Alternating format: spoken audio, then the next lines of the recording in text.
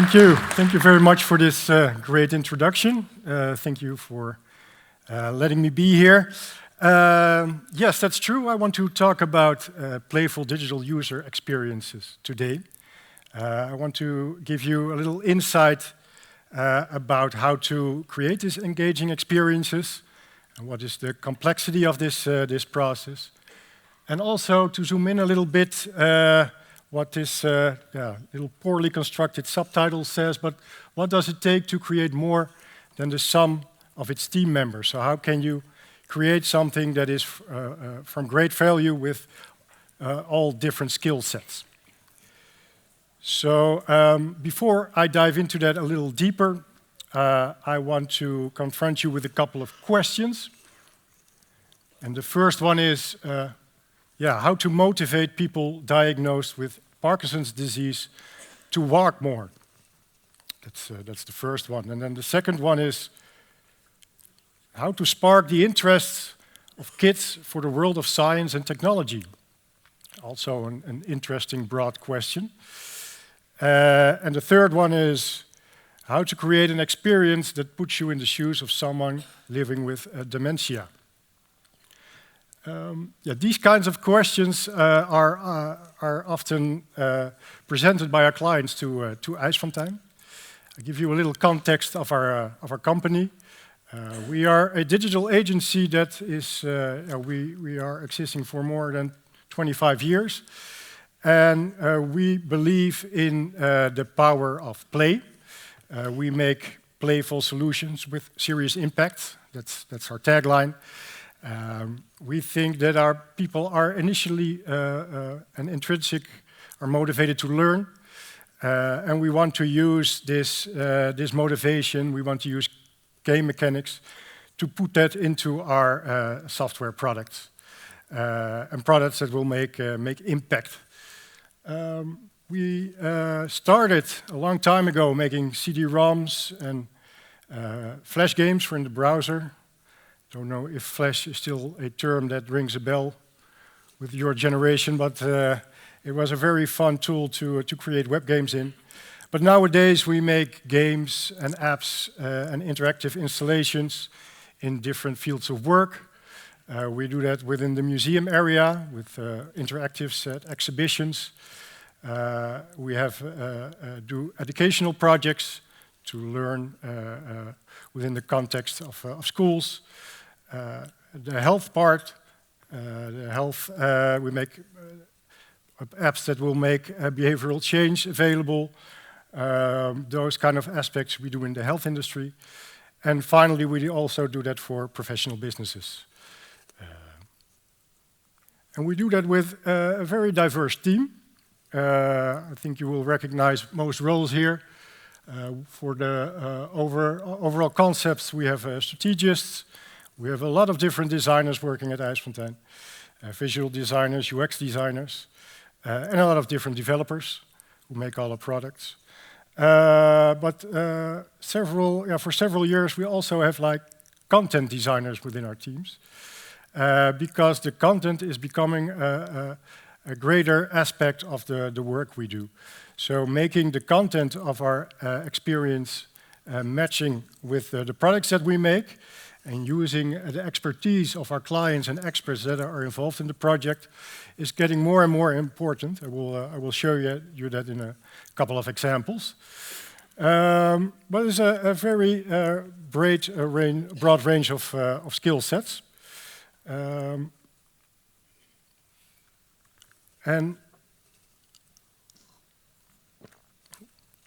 with this team, we start with the questions that I presented to you earlier. And how do we tackle that? I defined that in my own little summary of 4 levels of complexity. So we start with a fun and creative concept, and it isn't that difficult. You put a lot of people in a room, you put a lot of sticky notes there. Everybody have great ideas. We now have our own open AI concept generator at IJsfontein that you give a couple of keywords and some context, and it will give you back some very creative ideas to your problem. But then we have to go to level 2, and that is make or find out how these concepts can have impact. Like I said before, it has to result in people interacting with each other, sometimes even like behavioral change, or have really impact on their lives. So that's another level of complexity. The third one is that it also can be produced. We have to make digital software out of it. I mean, we also make board games, but that is only, I think, 10% of our work. So it has to be working software at the end. So that's a pretty big step. And the last one is that we always have a limited amount of time or money available to create this. So getting from one level to the next is a really interesting process, also with all the different team members involved. I don't know if you're familiar with this Stacy complexity model, but when a project has a little bit of uncertainty around it, we look at it and see what the character of a project is. So on the bottom axis you have technology. What technology are we going to use? And is that pretty certain? Are we pretty familiar with it? Or is our team not experienced, or is the world not experienced with this technology? Because if so, a project easily can start at a complex phase. On the other hand, you have the requirements. So most of the time, the functional requirements. So if they are pretty clear to everyone, and not only within the team, but also for the client. So if there is clarity about what your software in the end will do, you are sitting in the simple or maybe the complicated phase. If you're far from agreement, then this is also a risk before starting a project. And that's why we always try to find a sweet spot. This little brown area that you see in the middle is the sweet spot between our UX and design, our concepts, how we want to motivate people, how we want to make the best product for the target group. Our developers in finding the best technical solutions. But also a very important part is this scope. And this can be, like I said before, the hours or the money. But this also can be like the non-functional requirements that your system has to live up to. Maybe it has a very specific sensitive data aspect to it, or some security regulations. So this also determines what you're going to make and what the best possible outcome will be. So it's keep searching for that sweet spot. Then a little bit of an open door. That you have to start fast and fail fast and learn fast. Probably you learn that all the time. But it's not that common. It's far more easier said than done, especially in the context of a company where you have to deal with resources, with planning, with internal communication, and especially when a concept isn't that clear and everybody is in the starting blocks, but you're not really knowing what to start with. That can be pretty complicated. And the last aspect that you have to take care of is teaching your client what the gist of making software is. We are having clients who are having, in their industry, they're experts, but they're not really like technical digital geniuses. So showing them what it takes to make stable software that is maintainable, that it is a growing thing. You have to communicate that really well to them and make it very clear, and also what the planning and the process will be that is attached to these issues. So we have to be aware and have to keep that in mind all the time. So this is now we have the context ready to start the project, and I will give you some examples of what we deal with. First of all, the first question that I showed you is how we motivate people diagnosed with Parkinson's disease to exercise and walk more. We did a previous study together with the Radboud University at Nijmegen. And this study showed that people who are dealing with the symptoms of the Parkinson's disease, they have benefit by exercising, by intensive exercising, like a workout, and this had a positive effect on their symptoms, of the progression of their symptoms. So this was a very good outcome, and in this next study we wanted to prove that also low-intensity workout will help getting control over these symptoms. So this was the starting point. And we did a very narrow and thorough investigation of our target group, who are having all kinds of difficulties in their daily life with their disease. But we want them to go out more. And we gave them diaries to really note down what they do all the time, all day, when they wanted to walk, but maybe didn't do that, and what were the reasons. And also ask them what they want to see in this application that would motivate them. And there were a few interesting points there. One, that they really wanted to contribute to research. So they wanted to do it in the context of the greater good. And it's also that for this project, a very famous neuroscientist is involved, Bas Bloem, very charismatic person. And they all looked up to him, and they wanted information of him about the disease, about the process, and about this research part. So that were good takeaways to start our concepting. And here I describe the combination of, on one hand, on the left hand, the strategic UX side, and on the right hand, the tech stack that we are going to use, and how we can combine them. So our strategic designer really wanted to use the hook model for our application. And this hook model is focusing on making little addictions possible, addictions.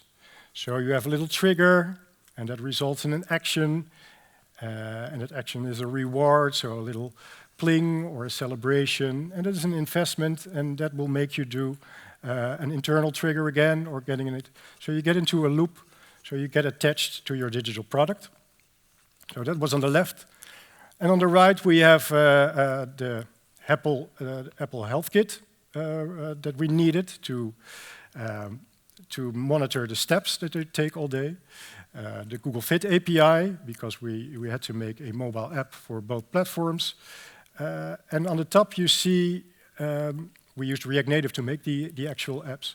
And there was a chat library that we found that gave us all the UX and tooling to make a conversation with a bot or with a character.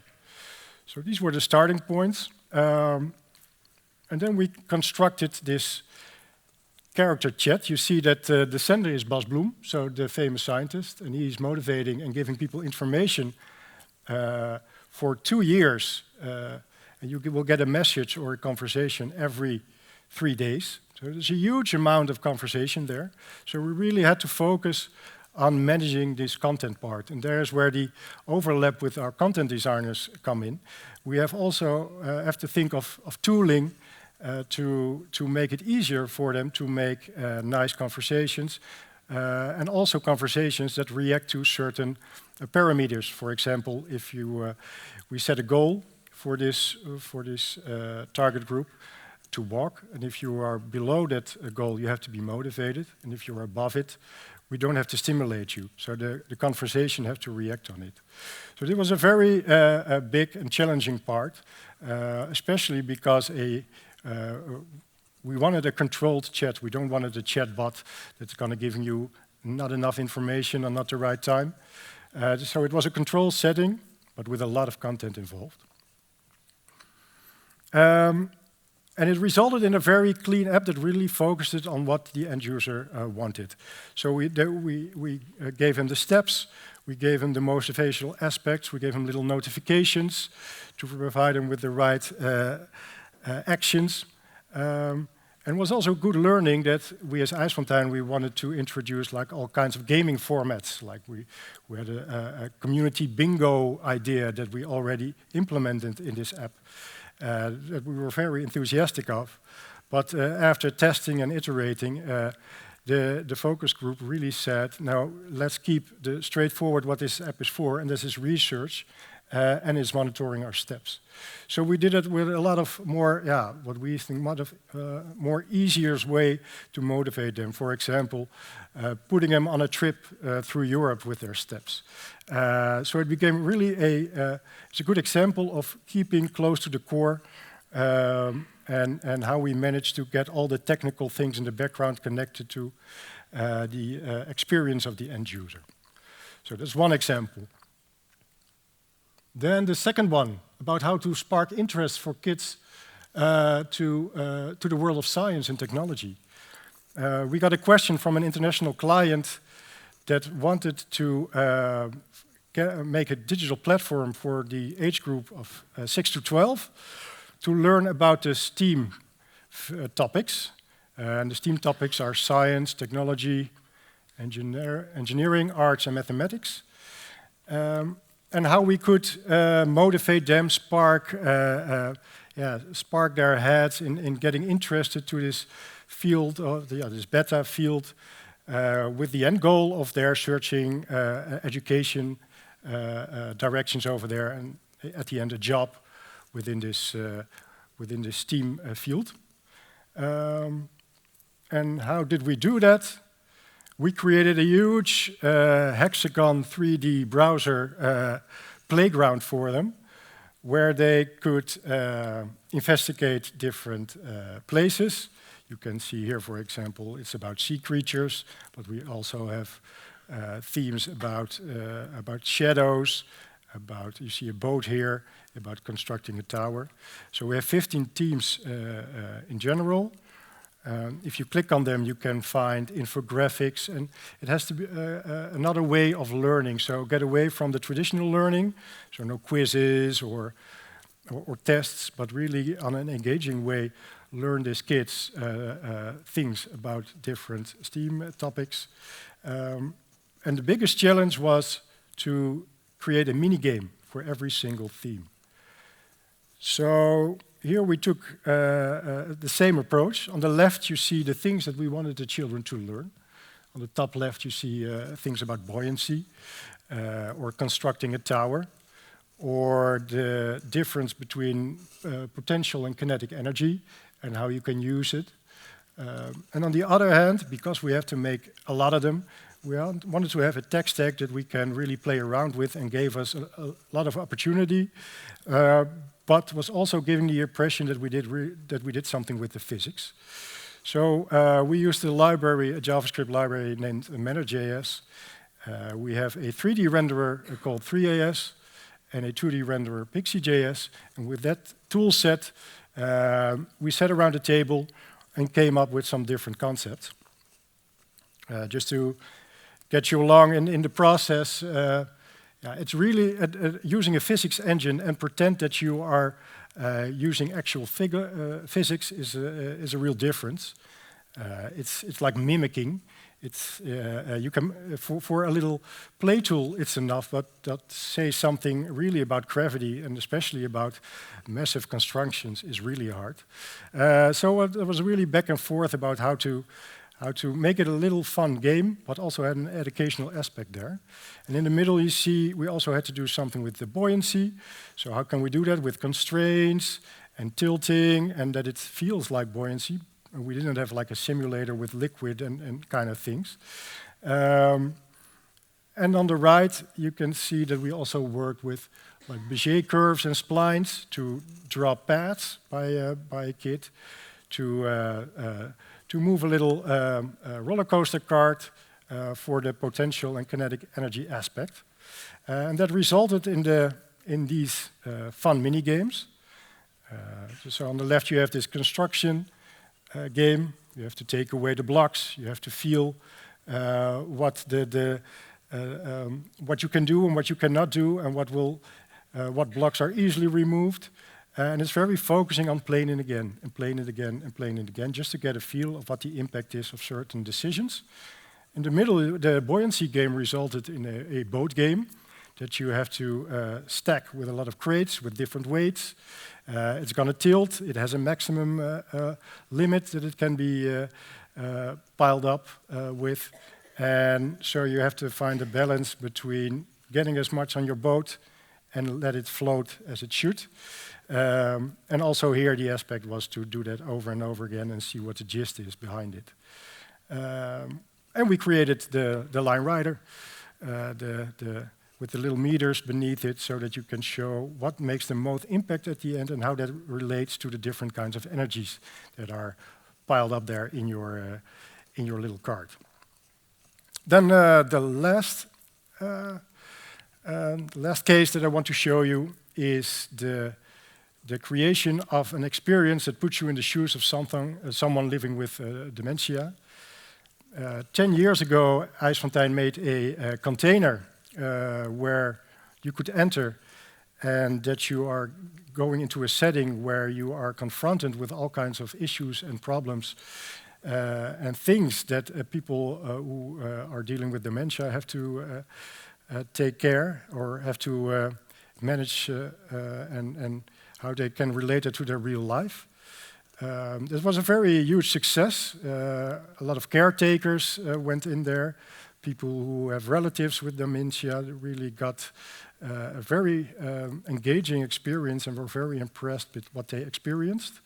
But the bad thing about a container is that it's not very scalable and it's not very portable. So we have to find a solution for that for the next phase. There was a lot of requests for taking this a step further. So we focused on the VR experience for this. So the initial container was the starting point. So you can see on the top left there are a few images of people really interacting with physical objects there. There were projections that showed the impact of some choices. And we also got volumetric video here. So to get in contact with real characters and to use a good level of interaction there. We found a studio in Eindhoven that provided us with these videos. It was the first time for us to use this in an actual project, so that was a bit of a learning curve. And on the other hand, we have our Unity developers and the Oculus Quest 2, so that was pretty restricted what we wanted to use from a technical aspect. And as you can imagine, we ran into all kinds of issues. And this is a really good example, this project, about how you cannot design the experience or design the concept without having a developer involved who is actually making it at the same time. For example, the target group are elderly people. So we wanted them to walk around, but the context is sitting.